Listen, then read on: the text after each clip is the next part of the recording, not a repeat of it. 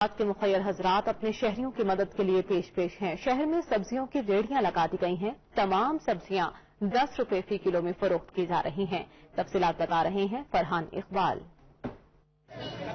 جی بالکل، پنجاب بھر میں لاک ڈاؤن کا سلسلہ جاری ہے۔ ایسے میں عوام کو جن کی قوت خرید کم ہے ان کی مدد کرنے کے لیے صادق آباد میں ایک سبزی کا اسٹال لگایا گیا ہے۔ یہاں پر کیمرہ مین آپ کو دکھاتے ہیں، یہاں پر آپ دیکھ سکتے ہیں کہ تمام تر سبزی جو اس موسم کی ہے وہ یہاں پر موجود ہے اور یہاں پر خریدنے والوں کا ایک رش لگا ہوا ہے۔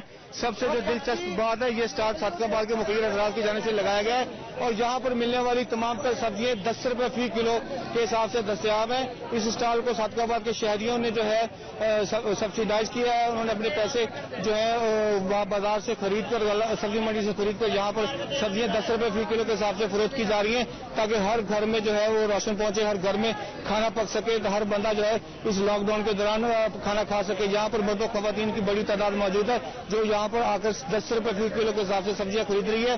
یہاں پر موجود شہریوں کو کہنا ہے کہ حکومت کو بھی چاہیے کہ وہ اسی طرح ہر چیز کو سبسیڈائز کرے اور اس طرح کے اسٹال لگائے جہاں پر عملی طور پر جو ہے لوگوں کو اس کا فائدہ ہو سکے۔ جی